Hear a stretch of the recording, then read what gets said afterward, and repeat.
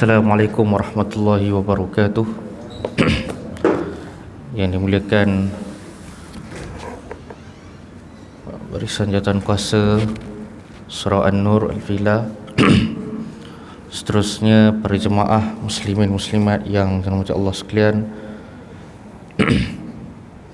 Bismillah, masya-Allah, wala quwata illa billah, masya-Allah, al khairu kullu bi yadillah, masya-Allah, kullu ni'matin min Allah, masya-Allah, la yasifu su'a illa Allah. Bismillahirrahmanirrahim.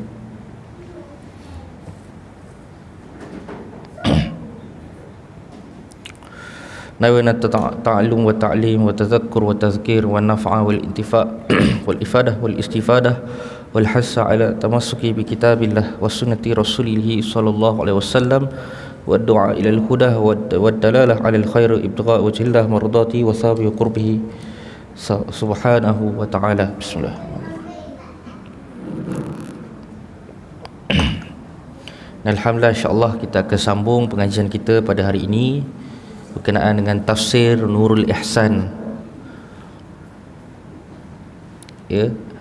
Yang mana kita telah cerita sebelum ini berkenaan dengan sedikit daripada muqaddimah Tuan Pengarang,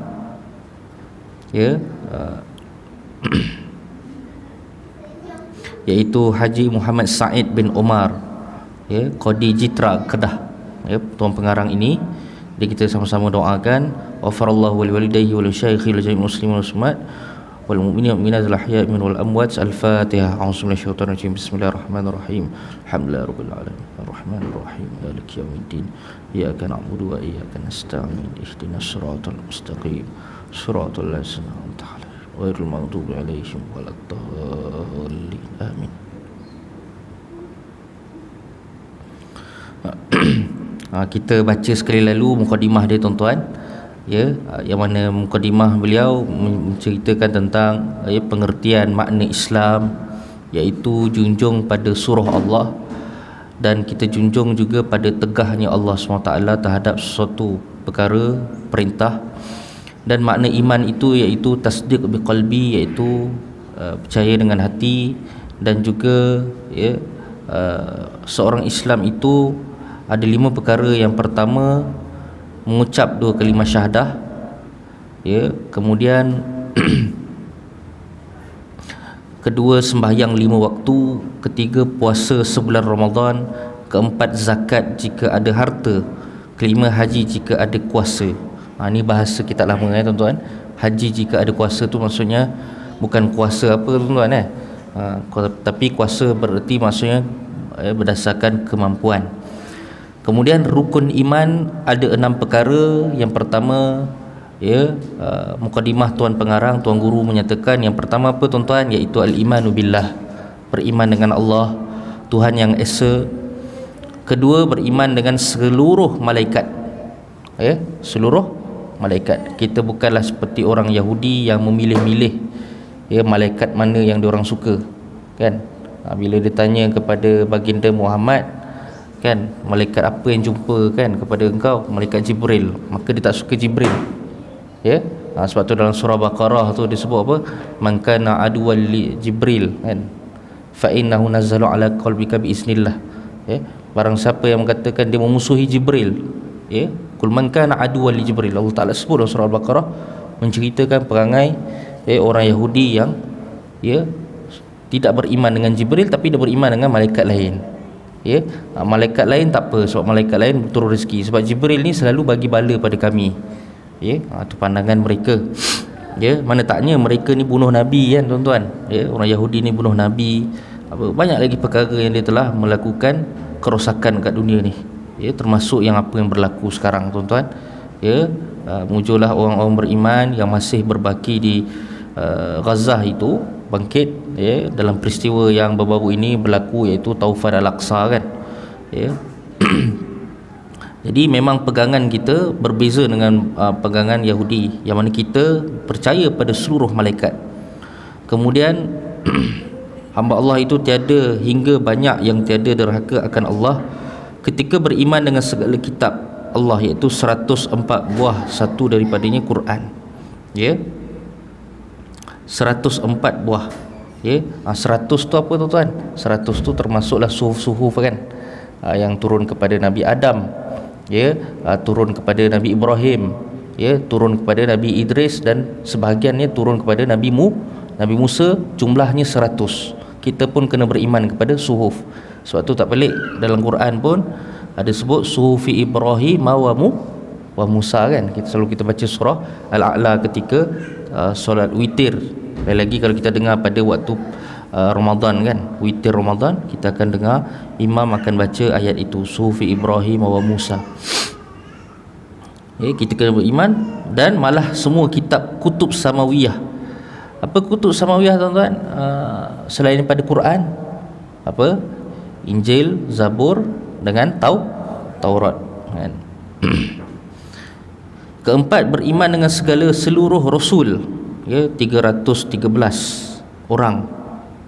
Ya, yang 313 tu rasul. Jumlah nabi 124,000. Ya, dalam sebagai riwayat jumlah nabi ni ramai 124,000, tapi nabi dan rasul 313. Tapi yang wajib kita ketahui dalam Quran ada 25 yang kita tahu. Itu kita kena wajib tahulah tuan-tuan. Kemudian kelima, beriman dengan hari kiamat.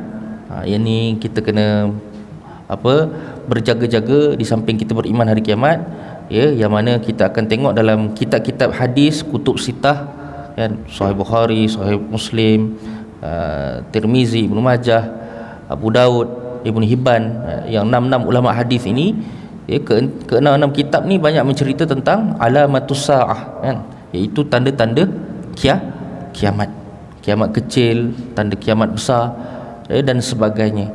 Ya, maka kita kena berhati-hati kerana di sana ada cubaan orang yang mempengaruhi manusia, ya, sehingga memunculkan sejumlah hadis-hadis yang palsu.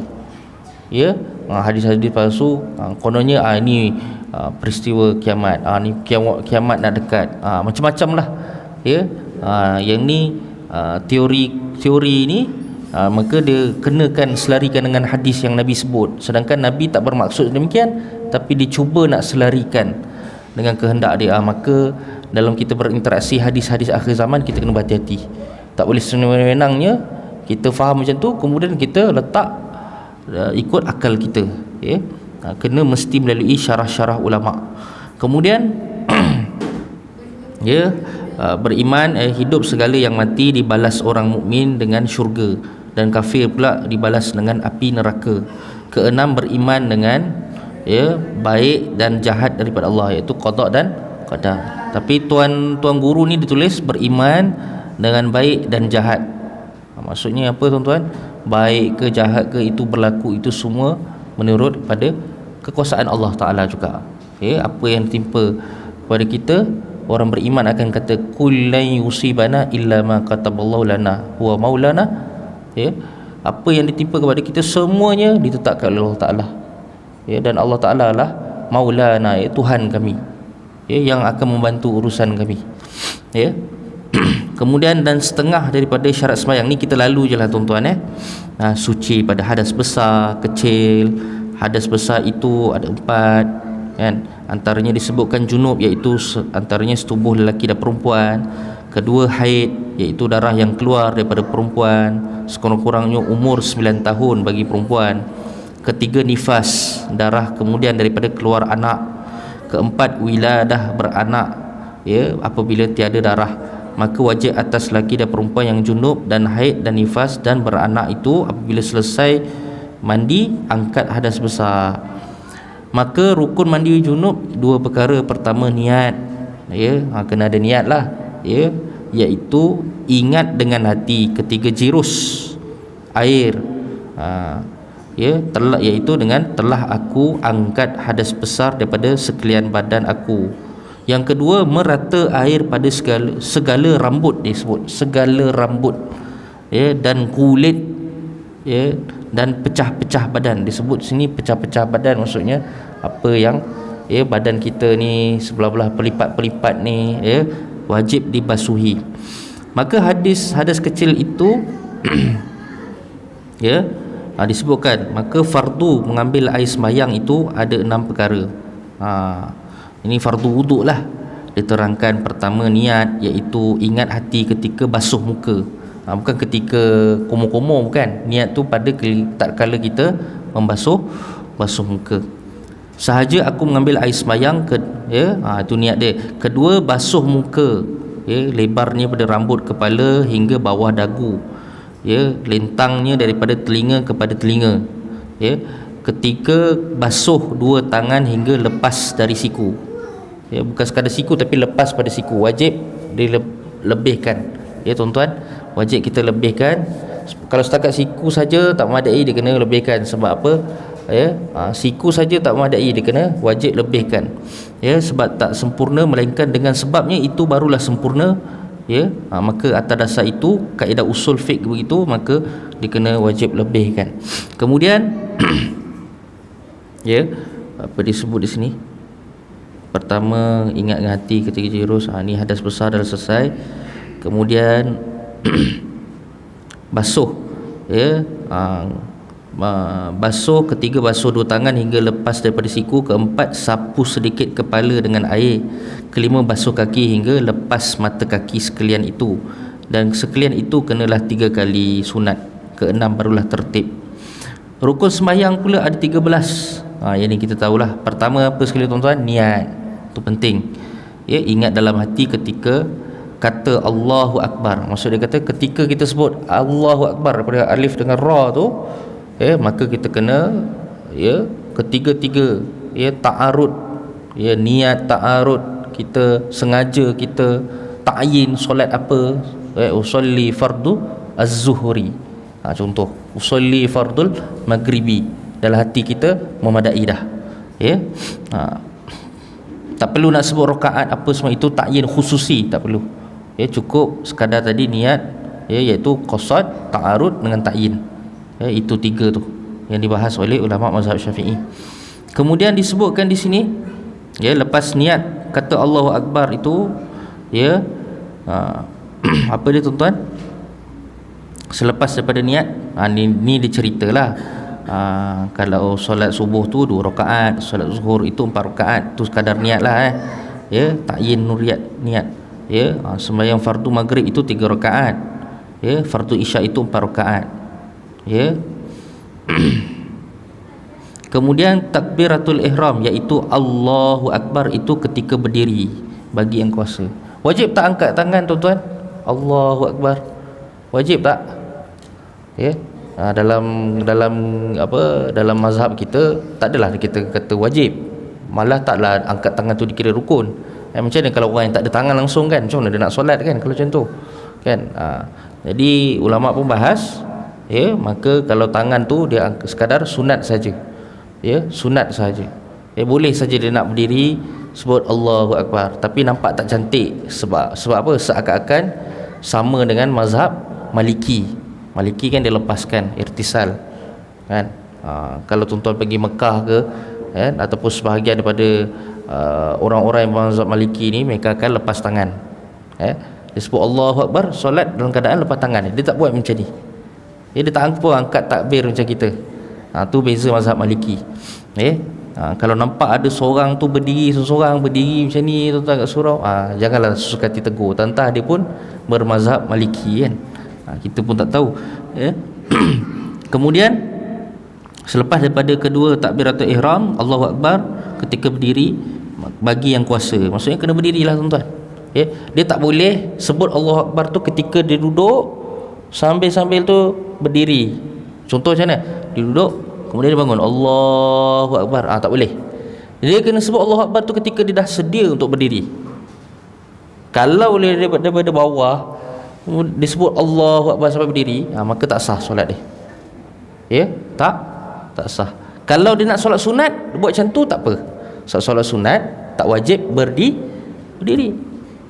Tapi ketika angkat takbiratul ihram, mesti yang disebutkan yang kata tadi berdiri.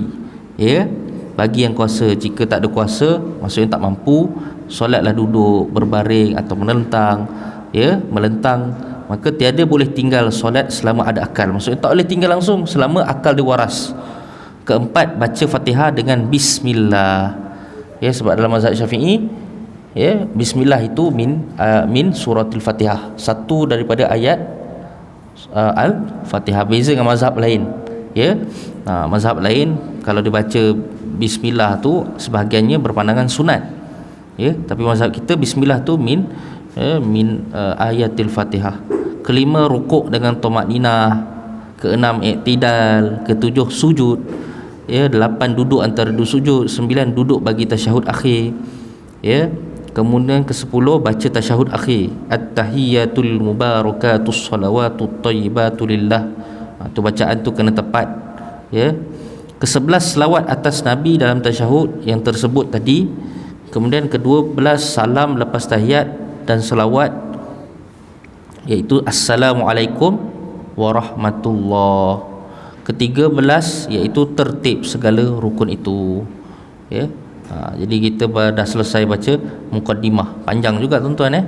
Walaupun kitab tafsir Nurul Ihsan, tapi cerita muqaddimah tu banyak menceritakan perkara-perkara yang asas bagi seorang muslim. Seorang fardul muslim, maksudnya seorang individu muslim tu sendiri. Batang tubuh muslim tu, apa muqaddimah tadi sebut, walaupun nak baca Quran ke apa ke, mesti dia kena bersifat dengan sifat muslim. Nak faham Quran kan tak boleh lah suka hati je nak tafsir-tafsir kan. Kita tak macam orang dekat Indonesia, liberal ramai, suka hati dia nak tafsir Quran tu, ikut akal mereka kan. Sebab tu apa-apa, fasalu ahla zikri in kuntum la ta'lamun, tanyalah ahli zikir. Ahli zikri ni maksudnya orang yang berilmu, sekiranya kamu tidak mengerti. Kemudian kita masuk sikit suratul Fatihah, iaitu yang diturunkan di Makkiyah. Ni kira ayat-ayat Al-Makkiyah lah tuan-tuan. Jadi disebutkan di sini, nama dia suratul Fatihah, Fatihatul Kitab. Dinamakan kenapa Fatihah? Kerana sumiyat kazalik li'anna awal surah fi hadzal Quran, kerana dia adalah awal surah daripada Quran. Kemudian masuk Fatihah tu maksudnya pembukaan, Fatihatul Kitab. Wa hiya awal suratu fil mushaf walakinnaha laysat awal surah unzilat. Tetapi dia bukanlah surah yang terawal diturunkan, bukan. Wa innamal ladzi unzila awwala ma unzila hiyal ayatil ula min surah. Apa dia tuan-tuan? Surah apa yang terawal diturunkan kepada baginda Nabi sallallahu alaihi wasallam? Iqra. Tapi dia tak berada di awal kedudukan mushaf Al-Quran, tak. Dia berada pada juzuk 30. Jadi yang kat sini diceritakan, dalam satu Sahih Bukhari menceritakan riwayat, bahawasanya baginda Nabi mengajar seorang sahabat, iaitu Abi Sa'id Al-Mu'alla radhiyallahu anhu, mengatakan, aku akan mengajar engkau wahai Sa'id satu surah yang sangat agung, sebelum engkau keluar daripada masjid ini. Dan dikatakan surah yang Nabi ajar itu apa dia tuan-tuan? Surah Al-Fatihah. Bukan main-main lah. Surah Al-Fatihah ni Masya Allah, hebat. Banyak nama bagi surah Al-Fatihah ni. Banyak nama. Antaranya Ummul Kitab, iaitu induk kepada sekalian ayat Al-Quran. Apa yang terkumpul pada 30 juzuk Al-Quran, 640 surat, 114 surah itu, itu semua induknya, asasnya ada kembali kepada 7 ayat Al-Fatihah tadi. Itu asas dia.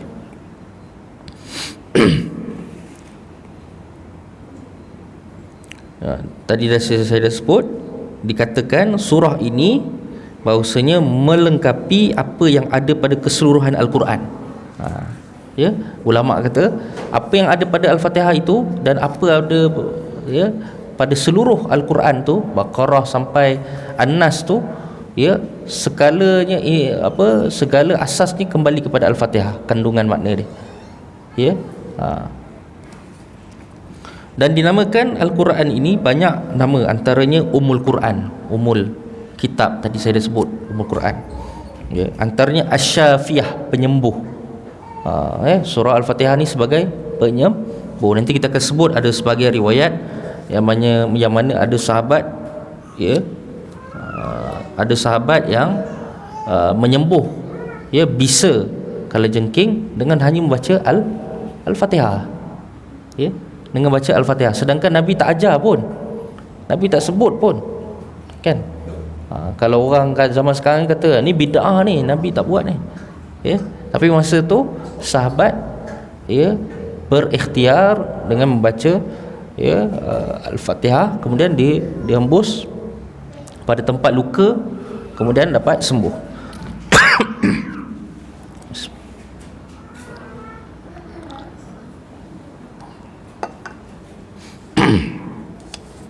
Dan antaranya disebut al-waqiyah,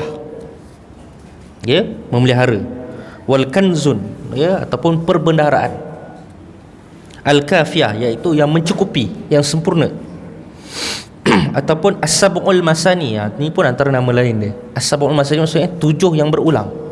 Sebab kita selalu ulang 7 ayat ni, kan?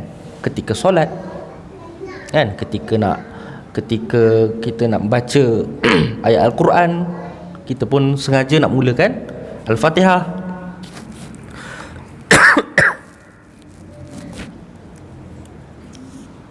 Dan dikatakan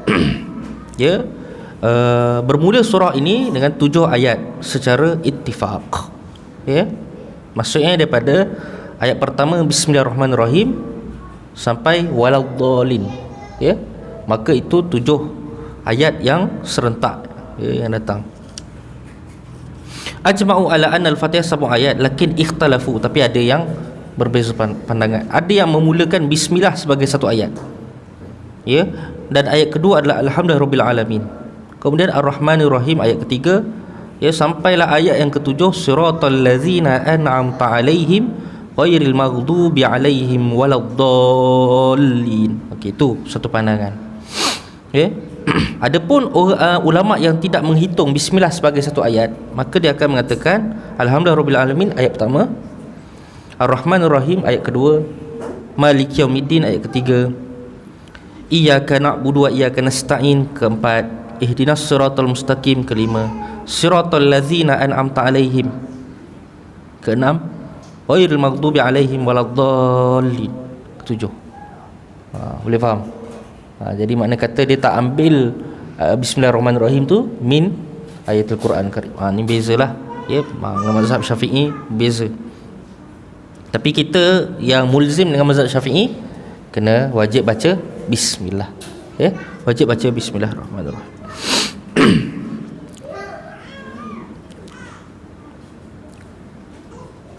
Ada sebahagian ulama mengatakan dia memulakan dengan dengan isti'azah, a'udzubillahi minasyaitonirrajim. Akan tetapi tidaklah isti'azah itu, a'udzubillah itu laisat ayat minal Qur'anil Karim,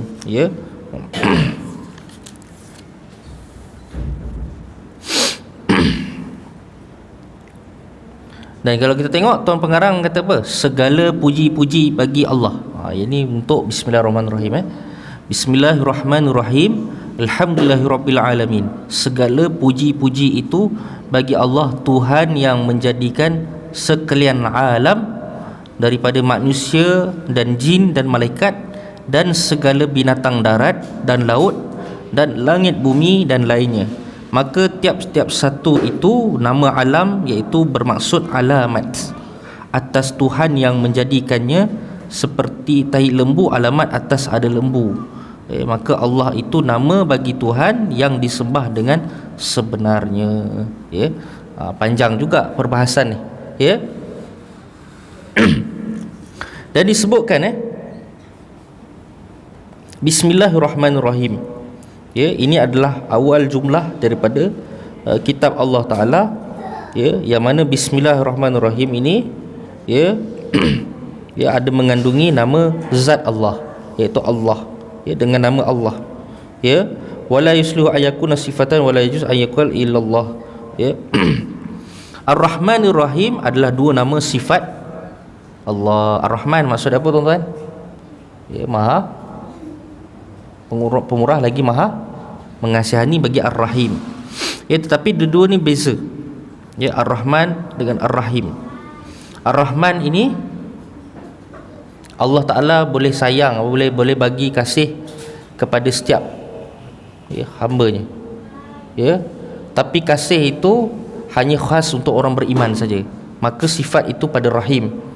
Ar-Rahman ni orang kaya pun dapat tempias Ar-Rahman. Orang kafir pun dapat tempias Ar-Rahman Allah. Tetapi Ar-Rahim tidak.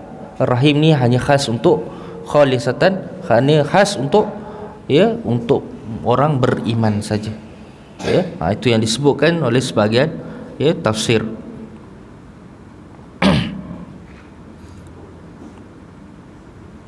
Dan dikatakan sifat Rahman Allah ini ada 100 bahagian. Dalam satu hadis Bukhari dan Muslim, Allah Ta'ala ciptakan rahmat ni dalam 100 bahagian. 100 bahagian, maksudnya banyaklah tuan-tuan. Fa'amsik indahu tis'atan wa tis'ina juz'an. Tapi Allah Ta'ala tahan 99. Bakinya ada satu, itu rahmat tu Allah Ta'ala jadikan juz'an wahidan itu di dunia, di muka bumi ni. Fa min zalikal juz'u yataraham al-hulq. Dengan sebab juz'u rahman Allah Ta'ala itu, maka manusia, makhluk semua dapat. Sedangkan itu hanya baru satu bahagian daripada rahmat Allah. Mana kata apa? Kat hari akhirat nanti, masa hari kiamat nanti, kita akan tengok, Masya Allah, kan, baki dia 99 rahmat lagi. Allah Ta'ala beri kepada kita, insya-Allah, dengan izin Allah SWT.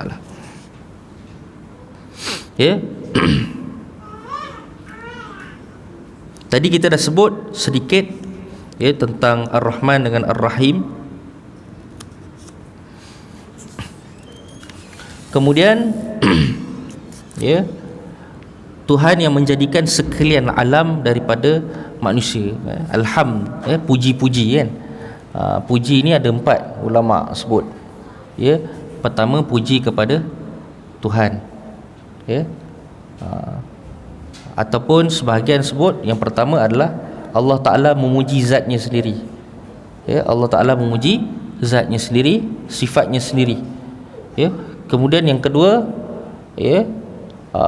Allah Ta'ala memuji orang lain, makhluk. Khaliq ilal makhluk. Tadi khaliq kepada khaliq, ni khaliq ilal makhluk. Kemudian yang ketiga, makhluk ilal khaliq, iaitu makhluk memuji Tuhan. Yang keempat, makhluk dengan makhluk. Makhluk memuji makhluk. Sesama kita puji, baiknya kau belanja aku hari ni, kan, terima kasih, tolong sedekahkan. Jadi kita nampak tak, itu sama puji sama makhluk atau makhluk. Hakikatnya ulama sebut yang empat-empat ni, keempat ni hakikatnya kembali kepada Allah. Alhamdulillah. Kalau maksudnya, banyak maksud dia. Alhamdulillah ni, segala puji-pujian itu, kita duk puji orang, Allah Ta'ala puji hamba dia, kan. Allah Ta'ala puji Nabi Muhammad, kan. Allah Ta'ala sebut, Allah Ta'ala puji, wa rafa'na laka dzikrak, dan kami mengangkat sebutan kamu wahai Muhammad, kami sanjung kamu. Sehingga kan kita kalau nak ucapkan syahadah, kena sebut nama Muhammad. Kalau kita nak laungkan azan, kita sebut nama Muhammad. Maksudnya Allah Ta'ala puji sendiri Rasul, Allah Ta'ala sendiri angkat sendiri Rasulullah sallallahu alaihi wasallam. Dalam masa sama, kita memuji Allah, kan? Kita memuji Allah SWT. Allah Ta'ala puji diri dia, zatnya, tak apalah, tu selayaknya. Memang kita apa-apa pun tak muji Allah SWT. Tapi kita kena ingat, segala pujian kita kepada Allah sedikit pun tidak tuan-tuan, tidak menambah kekayaan Allah, tidak menambah kekuasaan dan kudrat, kekuatan mutlak Allah SWT. Tak. Sebenarnya rahmat tu tempias kepada kita balik. Niat ikhlas, Allah Ta'ala bagi balasan baik pada kita. Niat baik, insya-Allah Allah Ta'ala bagi kita nampak rahmat Allah Ta'ala hari kiamat. Kita beriman bahawasanya ada balasan baik, kita beriman ada pahala, kita beriman bahawasanya adanya dosa, maka kita akan lihat kat sana ada rahmat Allah Ta'ala tersimpan, yang 99 bakinya kita akan nampak semasa di hari akhirat. Sebab tu tuan-tuan jangan pelik, orang zalimi kita kan. Apa yang berlaku kat Palestin tu kan, kat Gaza, tebing barat tu, kat West Bank, kat Gaza kan. Penjarahan demi penjarahan, pembunuhan demi pembunuhan. Kita nampak tak adilnya apa sebagainya kan. Tapi hari kiamat esok kan, hari kiamat esok, kambing pun Allah Ta'ala adilkan kan. Kambing yang patah tanduknya kerana ditanduk oleh kambing yang ada tanduk, esok Allah Ta'ala akan hitung juga. Dalam satu riwayat dalam hadis ceritakan. Jadi jangan kita berbuat zalim. Sedangkan binatang pun esok Allah Ta'ala akan bangkitkan, mereka pun akan diadili. Kat situ kita nampaklah rahmat Allah. Masya Allah, adilnya Allah. Jadi kita akan nampak Yahudi laknatullah tadi pun akan dibalas sama kan. Dia duk bunuh manusia kan, tak henti kan. Bukan sekadar bom masjid tuan-tuan, gereja pun dia bom kan. Gereja ni agama Kristian kan. Gaza tu berapa kilometer kan dia punya luas je kan. Rakyat dia ada 2.3 juta je. Dalam 2.3 juta ada 5,000 orang Kristian kat dalam tu. Masih ada Kristian lagi. Tapi ada gereja kan, gereja yang ketiga tertua di dunia dibom kan, ketika hari ke-6 kan, yang operasi Taufan Aqsa tu, apa yang berlaku tu, respon pada mereka Zionis ni dia bom juga kan. Nak cerita apa, makna kata jahatlah. Bukan sekadar dia lawan Islam ni tuan-tuan, tapi Kristian pun yang jadi tonggangan dia tu pun terpalit sama dengan kezaliman orang Yahudi. Nak cerita teruk tak tu, masih ada Kristian lagi dekat Gaza, 5,000 orang, lebih kurang 5,000 orang. Makna kata mereka pun memang jahat lah tuan. Sebab apa? Dia orang Yahudi ni, orang Zionis ni, dia anggap kita ni selain pada mereka sebagai goyim, iaitu bangsa binatang kan, goyim. Dalam kitab Arab, Syekh Abdul Rahman Hassan Abanakah Al-Maidani kata Al-Joyim dia tulis Al-Joyim. Dia anggap kita ni macam binatang. Jadi maka tu tak ada masalah dia nak bunuh. Tapi peliknya Nabi pun dia orang bunuh tuan-tuan kan. Kul falima taqtuluna anbiya Allah in kuntum shadiqin. Kalau betul kau nak ikut kebenaran, kenapa kau bunuh semua nabi yang ada kan? Nabi yang diturunkan pada bangsa engkau sendiri, Bani Israel pun mereka buat tak tahu je kan. Nabi Musa kan, kisah Nabi Musa dengan Bani Israel, banyak cerita kat Al-Baqarah tu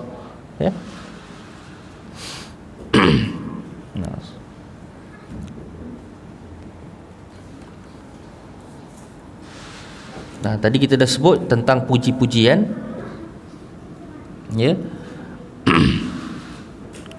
Rabbil Alamin, Tuhan sekalian alam. Tadi Tuan Pengarang, Tuan Guru mengatakan bahawasanya tiap-tiap satu itu nama alam, artinya alamat. Maksudnya apa? Allah Ta'ala jadikan laut, Allah Ta'ala jadikan langit, bumi dan sebagainya, ada alamat tu maksud dia.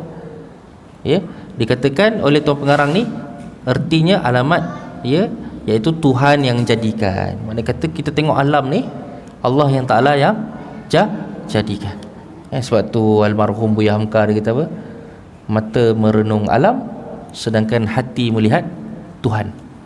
Nak sampai tahap tu tuan-tuan, bukan semudah yang dikata tadi oleh almarhum Buya Hamka. Kita melihat apa kejadian suatu tu dengan satu introspeksi hikmah.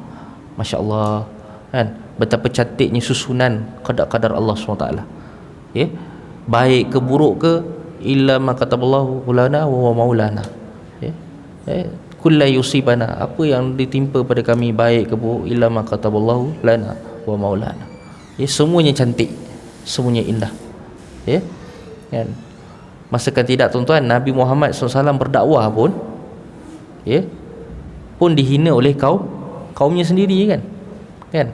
Itu Nabi tu, Nabi tuan-tuan, Allah Ta'ala sayang orang yang makhluk yang paling mulia pun Allah Ta'ala bagi susah hidup dia. Betul tak? Kita, adakah kita tak layak diuji kesusahan? Kita lagilah layak tuan-tuan. Sebab tu jangan berkiralah dengan ujian Allah SWT. Kata ulama tasawuf, jangan berkira dengan ujian Allah SWT. Jadilah seperti Nabi Muhammad kan. yang mana bila bila kejadian peristiwa Taif yang berdarah tu, sehingga Nabi pun sedih, umatnya tolak dakwah dia.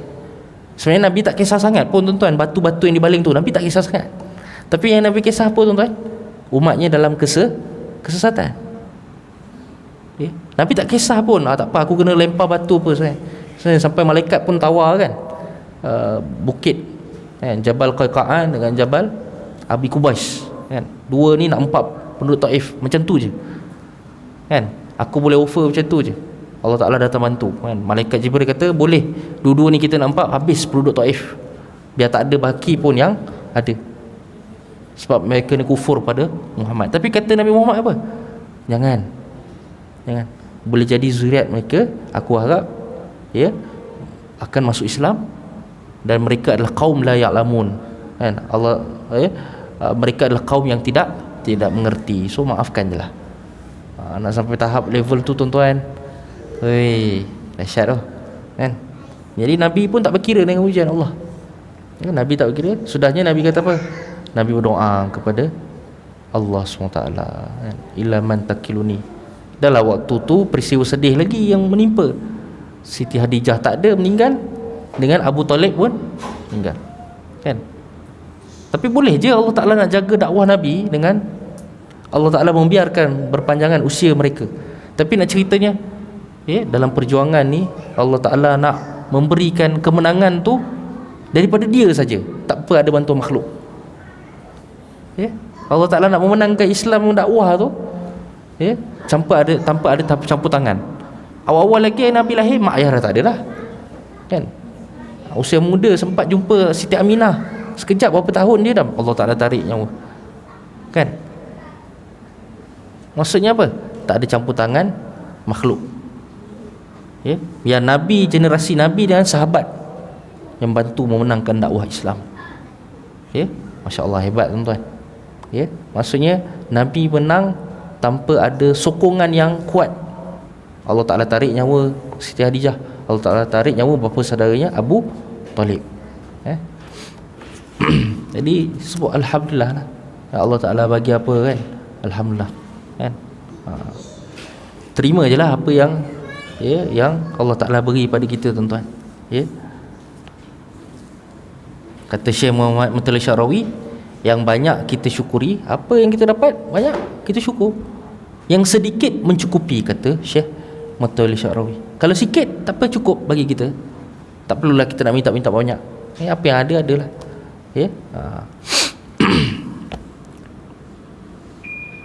Wah, azan kita bagi lalu azan lah boleh. Lepas tu kita sambung sikit boleh.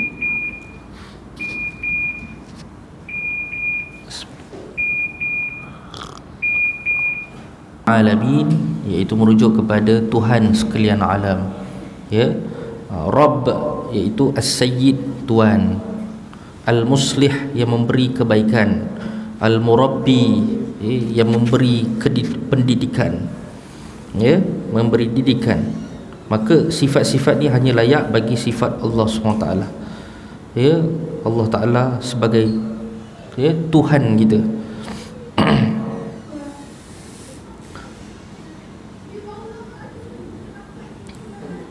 Dan disebutkan Al-Alamin, maksudnya alam, iaitu alam ni apa tuan-tuan? Kullu ma siwallah, setiap yang selain daripada Allah maka alam. Apa yang selain daripada Allah alam. Apa-apa dia, besar ke kecil ke, alam juga dikira kan. Cantik ke hodoh ke, kira haram, kira alam juga, merangkumi alam. Apa yang selain daripada Allah, malaikat, jin, manusia kan, hantu ke apa sebagainya, itu semua dikira sebagai alam. Fa kullu ma siwallah yusamma aliman. Kerana alam ini diambil perkataan daripada alamat. Alamat iaitu tanda.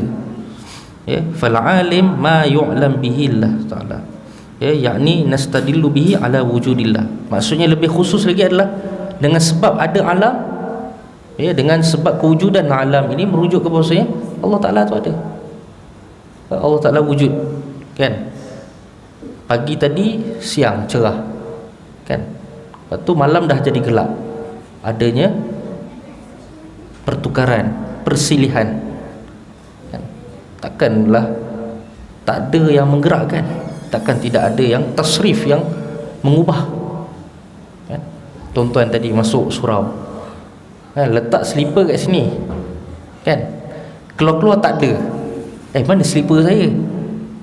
Ada tak akal kita kata ini jadi sendiri? Mana mungkin akal kita akan kata ini jadi sendiri ni, kan? Ada tak kita kata alam ni terjadi dengan sendirinya? Mana mungkin, tuan. Jadi kalau kita keluar tadi, mesti akan kita akan kata ada orang yang ambil ni slipper saya ni. Dia takkan dia kata ini jadi sendiri ni, tadi saya masuk memang pakai slipper, tiba-tiba keluar tak ada. Ini memang alam ni jadi sendirilah. Kita tak akan kata macam tu, tuan-tuan.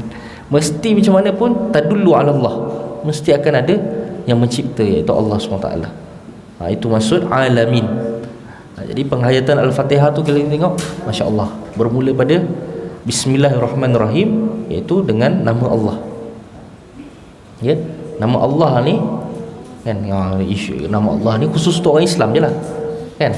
Khusus untuk orang Islam lah, ya. Kan ada yang Kristian nak guna nama Allah tu sebagainya, kan? Pakai Bible diorang, Bible lah, merujuk pada diorang, kan?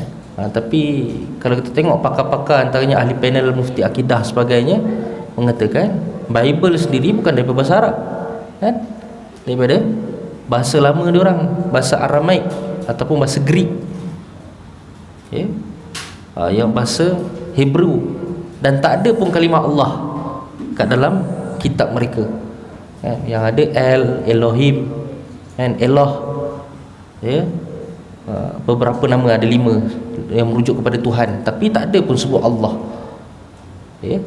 Jadi itu kalau kita tengok, Masya Allah, sebenarnya itu satu tipu daya lah, ya, nak menyesatkan manusia, hanya menggunakan nama Allah, kalimah Allah Ta'ala sesuka hati, ya.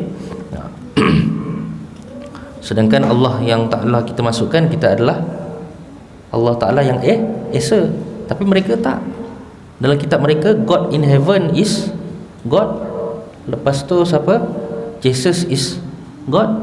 Lepas tu Holy Spirit is God. 3 tu Tuhan. Berbeza dengan kehendak Al-Quran. Al-Quran tak kata, ada pun kata Jesus is God. Betul tak? Dalam Al-Quran sebut Isa bin Maryam. Isa itu anak Maryam. Isa itu Nabi, kan?